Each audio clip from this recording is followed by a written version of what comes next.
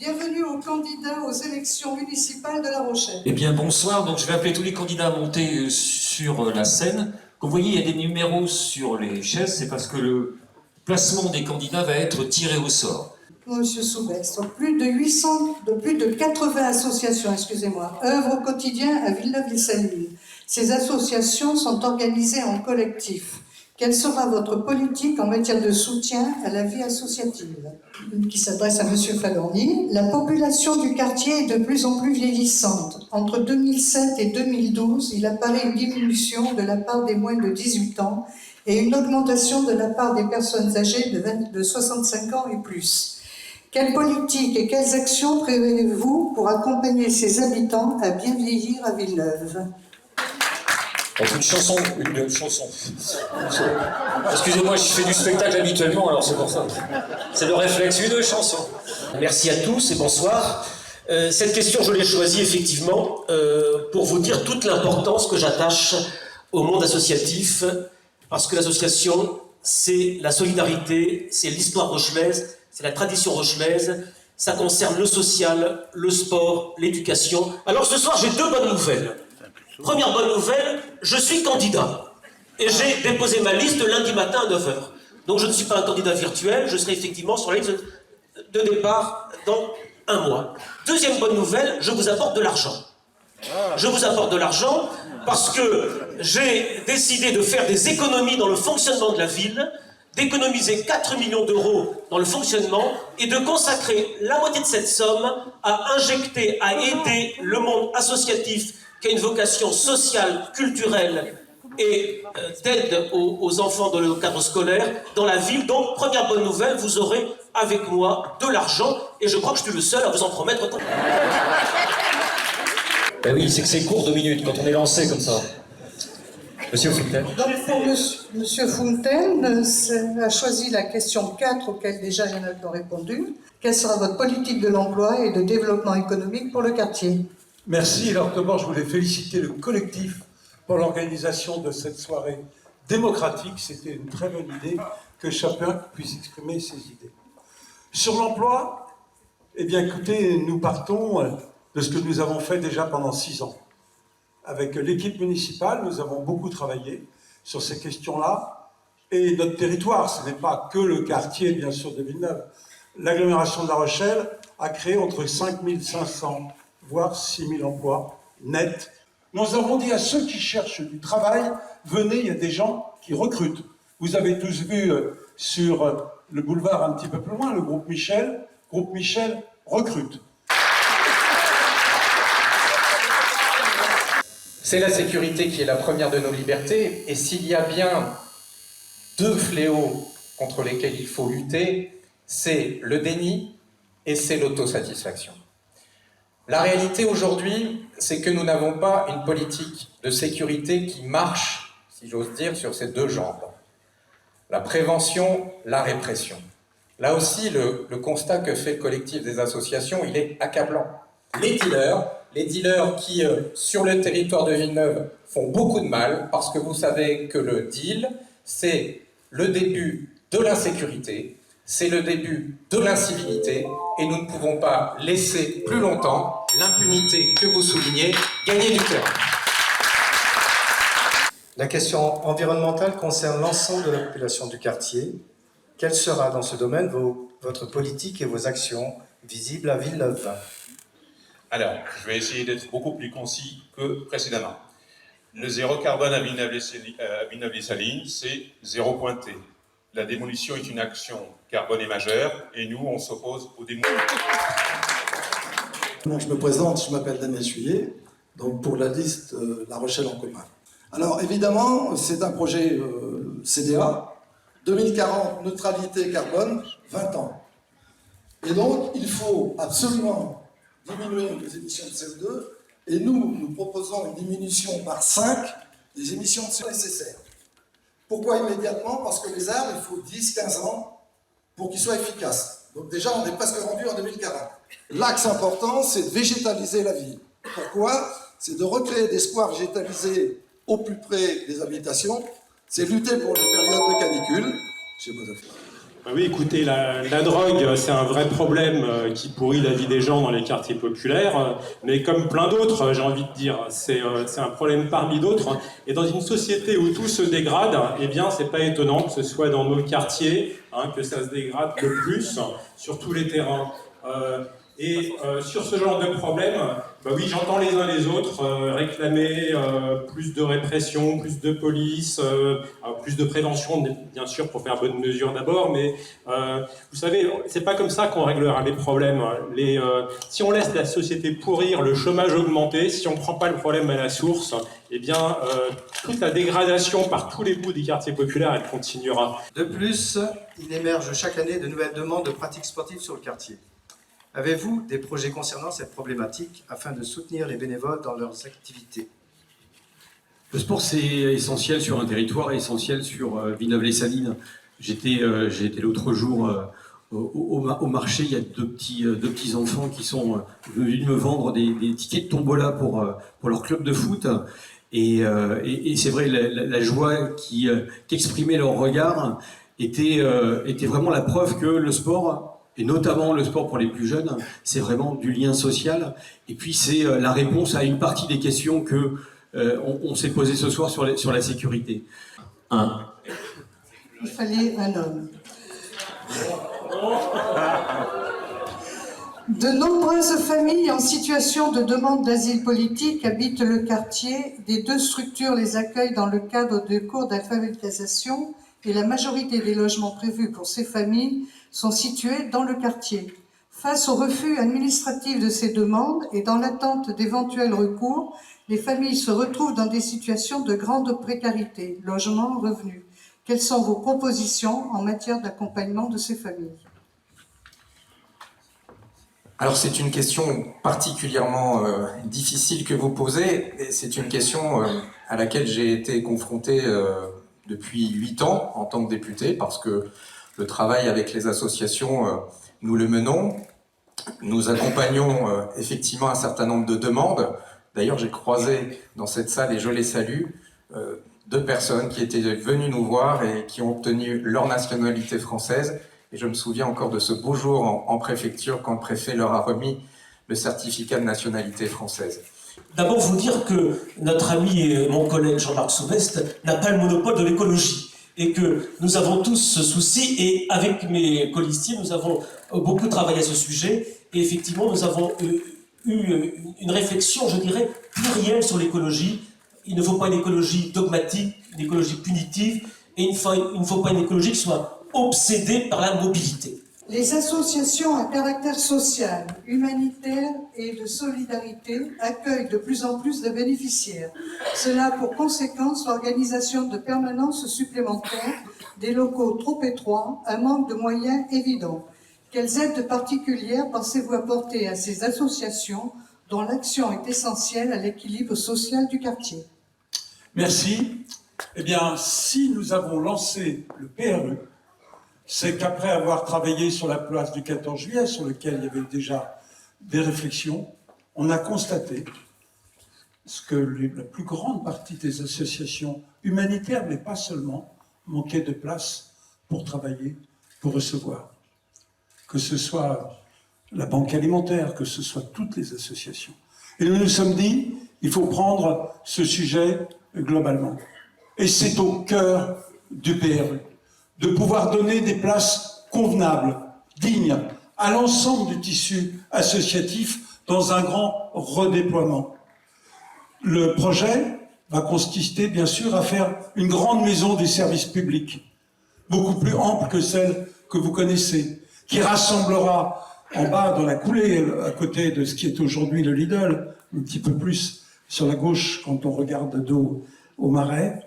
Eh bien là, on pourra rassembler, que ce soit des services de la ville, de l'agglomération, du département, du CCAS, de toutes les associations qui œuvrent en faveur du territoire de Villeneuve. Vous avez, pour certains, rédigé des questions que nous allons maintenant poser aux candidats. Messieurs, dames, les candidats, vous aurez cette fois-ci 1 minute pour répondre. Parce que le handicap n'est pas une seule forme, c'est pas que de la motricité, les formes d'handicap sont extrêmement variées.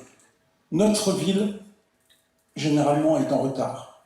Et Villeneuve, demain, va être plutôt en avance. Dans notre équipe, nous avons réfléchi à ce sujet avec un autre terme, qui est le terme de personne à besoins spécifiques.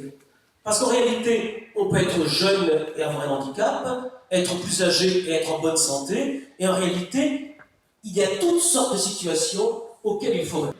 En ce qui nous concerne, on favorisera en tout état de cause tout ce qui sera du domaine de la solidarité. Donc que ce soit une solidarité vis-à-vis, je rejoins les candidats précédents qui parlent de besoin d'aide, donc toutes les personnes ayant besoin d'aide, qu'elles soient handicapées physiques ou qu'elles aient des difficultés de se débrouiller dans la vie tout seul. Je veux dire, aujourd'hui, il faut créer un grand service municipal. Alors, faire une ville inclusive, ce sont des mesures concrètes. C'est évidemment permettre que les bâtiments municipaux soient accessibles. Mais c'est par exemple, comme vous deux, qu'un couple en fauteuil puisse accéder à un bus ensemble. C'est ça une ville inclusive. C'est de pouvoir prendre le bus tous les deux, comme vous. Et aujourd'hui, vous ne pouvez pas prendre le bus tous les deux. Et c'est inadmissible. Une ville inclusive, c'est aussi de permettre que les jeunes en situation de handicap puissent jouer. Il n'y a pas d'aire de jeu. Beaucoup ici ont été élus et depuis quelques années. Et finalement, faire avancer les choses, c'est peut-être d'abord une question de méthode et aussi une question de volonté.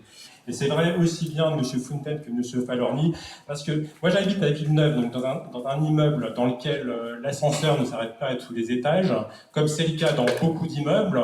Ça veut dire que non seulement pour les handicapés, mais même pour des personnes qui deviennent âgées, qui sont peut-être pas âgées quand elles entrent dans le logement, mais qui le deviennent, eh bien la situation elle est complètement impossible. J'ai le souvenir d'être allé rendre visite à une colistière rue Danton, où l'ascenseur est tout le temps en panne. C'est un vieil ascenseur pourri qui tombe tout le temps en panne. Et il y avait malheureusement un vieux travailleur handicapé qui était en train de ramper en s'accrochant aux rampes pour rentrer chez lui. Mais c'est indigne, c'est révoltant. Et on trouve 55 millions pour rénover le port des Minimes, pour permettre aux entreprises de nautisme de faire plus d'argent. Pas d'argent pour les HM, c'est révoltant. La question, animateur de rue, point d'interrogation. Que pensez-vous faire pour la jeunesse dans le quartier? Écoutez, je l'ai déjà évoqué, on a besoin de renforcer les structures, et je l'ai dit tout à l'heure, que ce soit la DMI, que ce soit la LVMS, au titre de la prévention. Mais je crois que faire pour la jeunesse, je crois que le programme, et ça va m'amener à parler du territoire zéro carbone, c'est préparer leur avenir. Avec les jeunes, c'est leur permettre de mieux comprendre quelle va être la société de demain. Et donc je crois que offrir à la jeunesse cette nouvelle école Lavoisier, ça va être l'acte le plus fort de ce qui va se passer dans les années à venir. Merci. Parce que la première question, c'est de savoir quand commence la jeunesse et quand se termine-t-elle? Vaste débat. Mais si on considère que la jeunesse se termine avec l'entrée dans le monde du travail, je crois qu'il faut avoir plusieurs actions pour la jeunesse. D'abord, effectivement, et c'est le professeur qui parle, l'action de l'éducation, de la formation. Il faut que dans notre quartier, dans notre ville, d'une façon générale, nos écoles soient de bonne qualité, que les bâtiments soient agréables. Il faut actionner tous les leviers qui font que la formation va leur permettre d'être connectés ensuite au monde du travail, parce que c'est un grand problème que de ne pas être connecté au monde du travail. Ce qui est souhaitable, c'est de créer un club de parrains pour accompagner individuellement chaque jeune. Ce qui est souhaitable, c'est aussi de travailler autour des décrochages des jeunes. Ce qui est souhaitable aussi, c'est de faire en sorte que les jeunes se familiarisent aux connaissances, aux compétences indispensables pour être des acteurs des acteurs du futur par rapport aux nouveaux métiers qui vont apparaître. Donc c'est pourquoi nous pensons mettre en place un atelier créatif gratuit en robotique, intelligence artificielle et mathématiques à Villeneuve-les-Salines, pour que l'on soit en phase avec le monde qui se prépare. 80% des nouveaux métiers vont apparaître dans les 10 prochaines années. Alors, en ce qui concerne les jeunes, je crois que la plus noble ambition, à la fois d'un élu et d'un enseignant, je suis les deux, j'ai enseigné pendant plus de 10 ans au lycée d'Oriol à côté, c'est de permettre aux jeunes de réussir leur vie. Alors, réussir leur vie, ça passe à mon sens par 3 mesures. L'éducation, l'éducation et l'éducation. Parce que nous avons besoin de donner confiance à nos jeunes, c'est pour ça que je souhaite qu'il y ait à La Rochelle demain une école de la deuxième chance, comme il y en a dans bien d'autres villes, qu'on n'arrête pas de brandir l'apprentissage, mais qu'on le fasse, qu'on embauche des apprentis à la mairie de La Rochelle, il n'y en a quasiment pas l'apprentissage à La Rochelle, dans les services municipaux, et faisons aussi en sorte qu'on écoute nos jeunes. La jeunesse, c'est d'abord leur donner les moyens à ces jeunes de s'émanciper. L'émancipation, ça passe d'abord par le pouvoir de vivre. Or, quand on regarde les chiffres, 30% de nos jeunes sont en dessous du seuil de pauvreté. Quelle sera la ville de demain? Ce sera une ville dans laquelle il y aura moins de place pour les voitures. Est-ce que vous voulez qu'on remette le parking à la friche du Gabu? Ou vous voulez garder cet espace culturel? Est-ce que vous voulez retrouver La Rochelle des années 70 avec 4 fils sur le Vieux-Port? Voilà.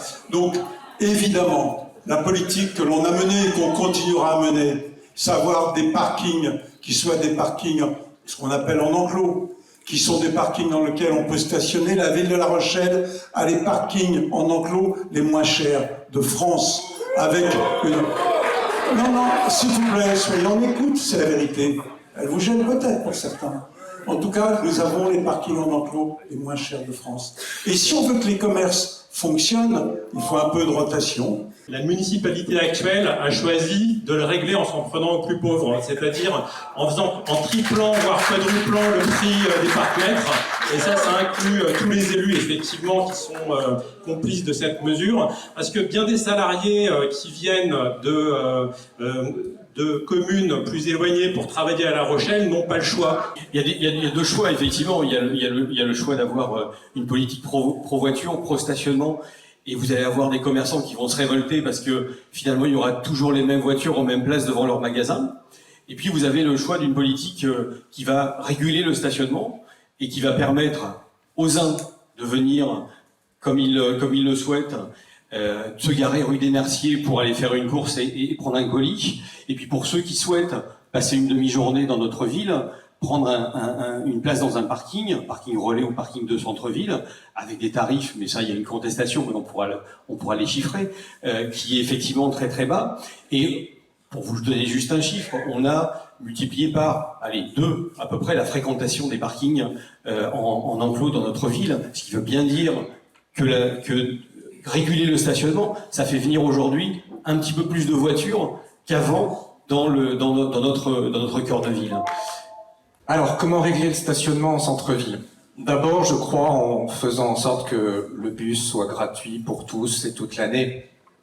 Voilà, parce qu'on peut dire tout ce qu'on veut, on peut tenir tous les discours du monde. Si concrètement, on ne prend pas la mesure qui me semble être la mesure la plus importante sur le plan social et sur le plan environnemental, et que je considère être le projet du 21e siècle en matière de mobilité, il faut permettre aux gens de prendre le bus quand ils le veulent, facilement, et ils pourront accéder au centre-ville, évidemment, de façon plus aisée. Déjà, si on se pose la question, c'est qu'on ne l'a pas véritablement résolu.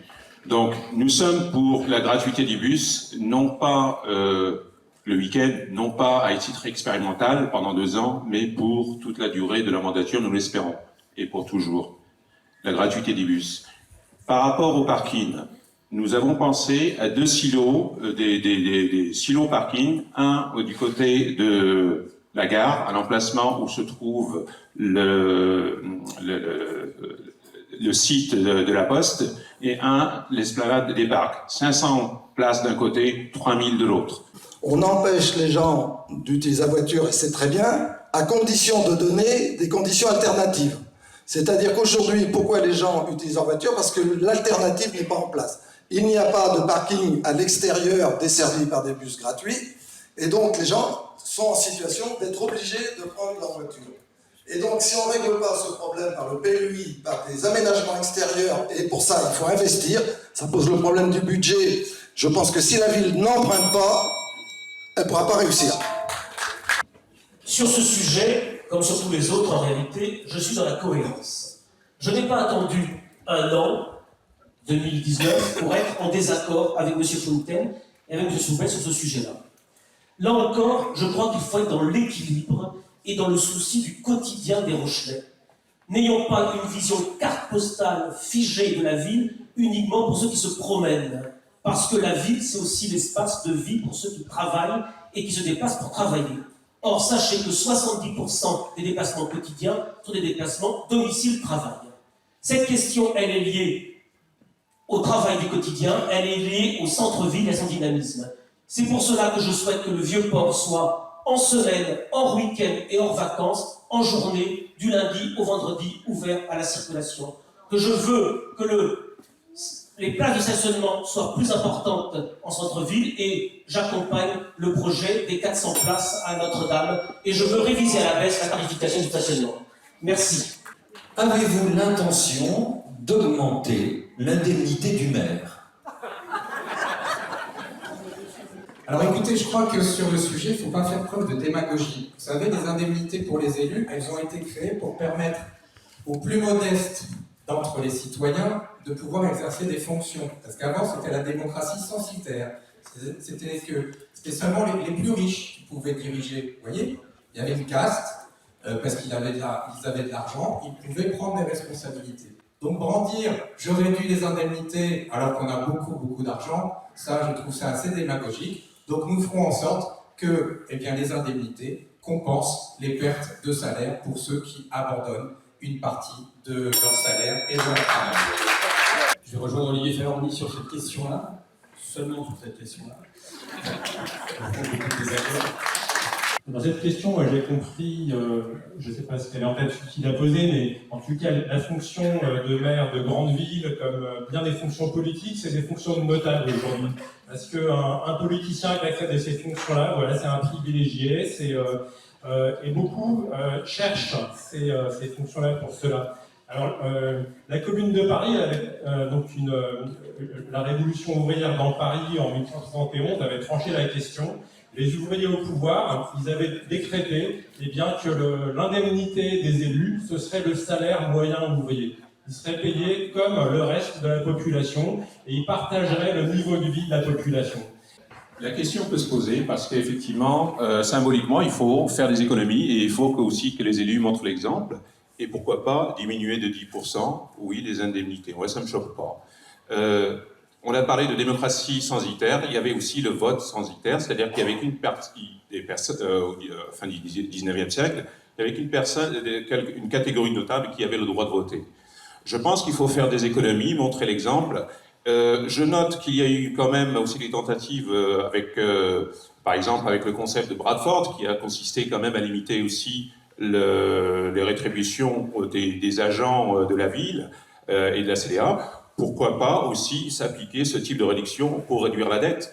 Donc on ne peut pas vivre comme autrefois, il faut que tout le monde y mette du sien, et moi ça ne me choque pas. Je veux qu'on réduise les dépenses de prestige, et je veux qu'on fasse des économies dans l'intérêt de l'intérêt général, et puis penser en simple citoyen. La question se pose en termes de niveau de vie, en fait.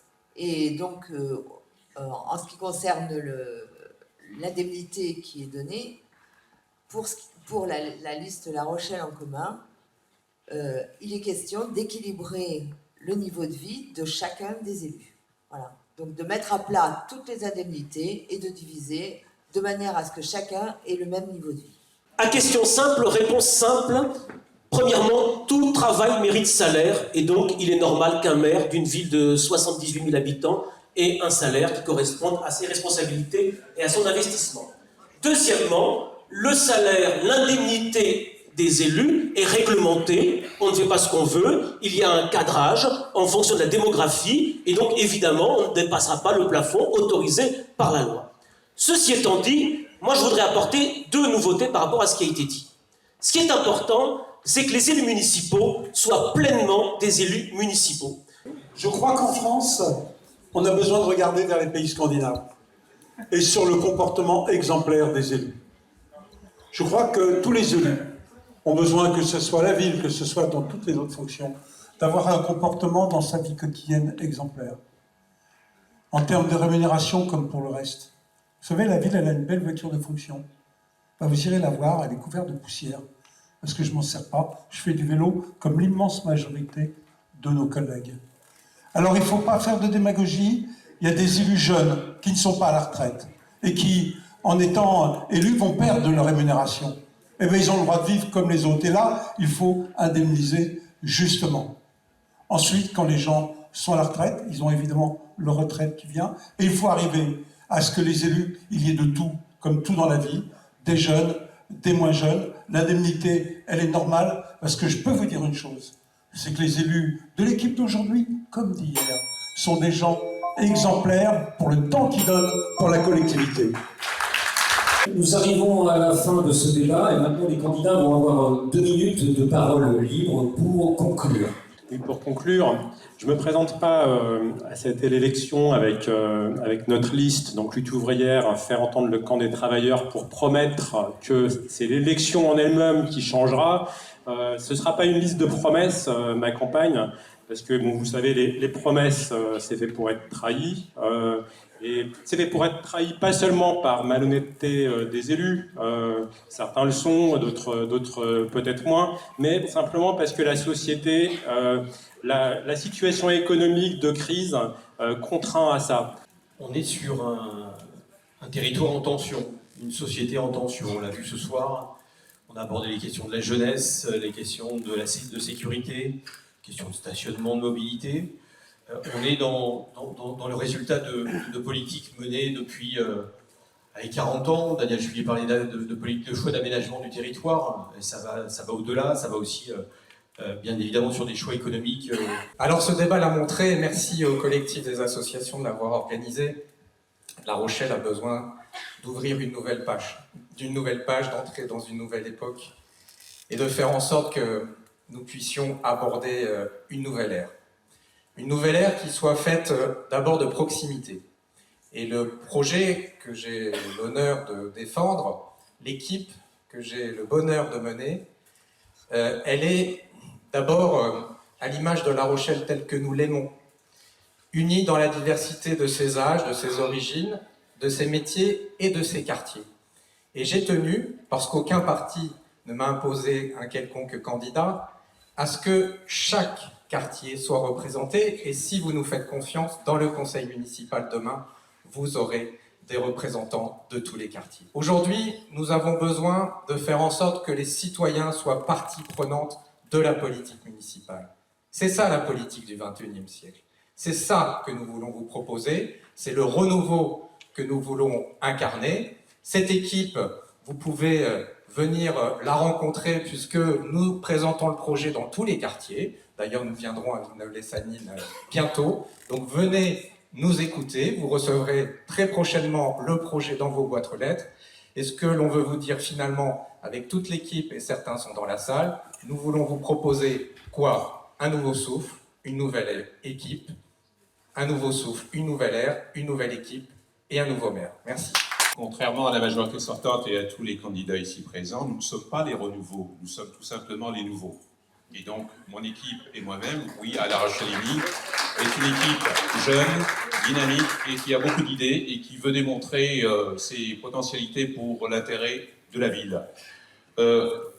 Petite information importante, je n'ai pas eu le temps de le dire, nous souhaitons accompagner 1000 entrepreneurs rochelais dans la création d'entreprises. Beaucoup de nos concitoyens ne croient plus en la politique. Année après année, des dirigeants ont été élus et qui trahissent les intérêts du peuple pour servir leurs propres intérêts ou ceux de leurs amis. Après Sarkozy et Hollande, en fait, Macron, c'est l'exemple le plus cynique du président élu pour tout changer en mieux et qui fait tout en pire. Face à la contestation des citoyens, il y a eu une seule réponse, la violence. Ça a commencé par les gilets jaunes, ensuite les salariés, les pompiers, les écologistes, maintenant les lycéens. Il faut en finir avec une société comme celle-là. Et c'est ça que La Rochelle en commun a décidé de mettre en place. C'est un projet qui répond aux attentes du citoyen et des habitants. C'est un projet qui est politique. faut pas se cacher, c'est pas uniquement un projet de gestion de ville. Pour répondre à ce constat, on était attendus dans la rue. On nous interrogeait, alors vous, la France Insoumise, qu'est-ce que vous faites? Vous, les militants syndicaux, qu'est-ce que vous faites et tout. Et on a été poussés par la population. Et notre décision, ça a été de construire une liste citoyenne, mais qui ne soit pas purement symbolique dans le citoyen. Ce sont des gens investis dans les associations, dans les syndicats, dans les partis, dans quelques partis politiques qui sont venus et qui ont construit ensemble le programme, qui ont défini leurs règles de fonction. Je voudrais vous dire, pour non pas terminer, mais en réalité commencer, d'abord toute l'émotion et tout le plaisir que j'ai à être candidat à cette élection. Un plaisir qui est d'abord un plaisir de la réflexion. Une réflexion qui m'a amené à penser la ville et à guider, si vous le souhaitez, demain l'action du maire que je veux être. Un maire qui veut d'abord respecter le visage dans la ville, dans son évolution, parce qu'une ville n'est pas figée, et une ville se construit sur la ville. Un maire qui veut respecter et servir les Rochelais, en mettant au corps de toute réflexion et de toute action municipale l'intérêt des Rochelais. Toujours se demander quelles sont les conséquences pour les Rochelais. Et le maire que je veux être, c'est aussi un maire qui veut porter, servir, valoriser l'esprit, l'âme de notre ville. Tout ce qui est beau à La Rochelle, il faut le valoriser, parce que notre ville est belle, on a beaucoup de chance d'y habiter. Alors si je suis candidat, c'est aussi par respect pour vous, Rochelais, pour vous donner un vrai choix de quelqu'un qui est certes élu depuis 10 ans, mais qui n'a jamais été dans l'action. Vous donnez le choix d'abord de l'apaisement, et certaines des allusions de ce débat de ce soir ont montré qu'on a besoin d'apaisement. Vous donnez le choix également du rassemblement, et l'équipe qui est la mienne est une équipe de rassemblement. Et vous donnez le choix du changement de politique. Nous arrivons au terme de cet échange. Je veux saluer le collectif des associations qui l'a organisé. Vous savez, dans la vie, au-delà de la politique, il y a des valeurs. Les valeurs qui me plaisent, c'est la loyauté et la fidélité. Ce sont pour moi des valeurs essentielles. Parce que tout à l'heure, sur une question simple, sur le stationnement, c'est un petit peu Jean-Marc qui était visé. Eh bien, la politique qu'il a menée, je l'assume pleinement. Parce que quand on est une équipe, on assume ce que font les collègues. Nous avons fait des choses bien, des choses moins bien, mais il y a un élu du quartier. Il s'appelle Michel Carmona. Michel, il a donné son temps à son quartier. Michel, il a présidé le centre social longtemps. Il a également créé la régie de quartier. Moi, je voudrais qu'on applaudisse Michel ce soir, qui a fait un travail formidable. Et puis, demain, Villeneuve va un peu préfigurer ce qu'on va faire sur La Rochelle. C'est d'associer le développement économique, le développement durable et les solidarités. Dans le PRE, il y a un grand projet, c'est de rénover complètement l'habitat sur Villeneuve. Eh bien, ce projet, il se fera sans augmenter les loyers et avec des fortes baisses de charges parce que les bâtiments seront infiniment mieux isolés. C'est l'engagement de tous les bailleurs sociaux. Et c'est un acte de solidarité, oui. Et c'est aussi un acte pour l'environnement. Et puis, sur ce quartier, eh bien, il y a un puits de carbone. Et je n'hésite pas à dire son nom, c'est Éric Perrin qui nous l'a proposé. Je l'ai porté à ses côtés pour aller chercher le financement à l'agence de l'eau. Alors vous voyez, la politique, c'est un peu de passion, mais c'est aussi l'engagement pour les autres. Toute l'équipe que je porte, ce sont des gens qui ont déjà fait la preuve de leur engagement pour les autres, dans tous les domaines, dans le sportif, dans l'associatif. Merci à vous et vive La Rochelle! Bien, merci. Merci à la candidate et aux candidats d'avoir bien voulu vous prêter à l'exercice. Ils se sont bien prêtés à l'exercice. Merci à vous qui n'avez pas été trop hooligan. Ah, c'était le risque. Hein. Voilà. Et puis j'espère que personne n'a envie de ne pas voter. Hein. C'est tout le contraire. C'est bien de les voir tous ensemble se présenter. Et puis, au fil, vous êtes bien prêtés aussi au tirage des questions, au hasard. Bon, voilà. Merci. Et merci à tous. Bravo à toi, félicitations. Je ne veux pas parler.